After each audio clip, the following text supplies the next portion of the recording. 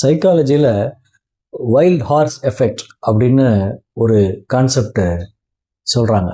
அதாவது என்னென்னா, ஆப்பிரிக்கன் காடுகளில் இருக்கக்கூடிய அந்த குதிரையை வந்து ஒரு வௌவால் கடிக்குது. அது ஓடும்போது அதனுடைய முதுகில் உட்காந்து வௌவால் வந்து கடித்து ரத்தத்தை குடிக்குது.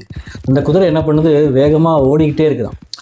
ஓடி ஓடி ஓடி எக்ஸாஸ்ட் ஆகி கடைசியில் கீழே விழுந்து அந்த குதிரையானது இறந்து விடுது. ஆனால் ஆக்சுவலி அந்த வௌவால் குடிச்சிருக்கிற ரத்தம் பார்த்திங்கன்னா கம்மியாக தான் இருக்கும். ஆனால் அது இறந்ததற்கு காரணம் அந்த வௌவால் குடித்த ரத்தத்தினால இல்லை. அது ஓடி எக்ஸாஸ்ட் ஆகி டயர்ட் ஆகி கடைசியில் அதனால் ஃபர்தராக அதனால் ஓட முடியல அப்படின்ற கான்செப்ட்னால அது இறந்து விடுது. அதுபோல தான் நண்பர்களே, ஒரு கப்பல் வந்து பார்த்திங்கன்னா அந்த கப்பலை சுற்றி தண்ணி இருக்கும். அந்த தண்ணியினால் அந்த கப்பல் மூழ்கிறது இல்லை. ஆனால் அந்த கப்பலுக்குள்ளார ஓட்டை ஏற்பட்டு அதில் வரக்கூடிய தண்ணியில் மூழ்கி தான் அந்த கப்பலானது கடலில் மூழ்குது. அதுபோல் வாழ்க்கையில் உங்களுக்கு ஏற்படக்கூடிய விஷயங்கள் 10% தான்.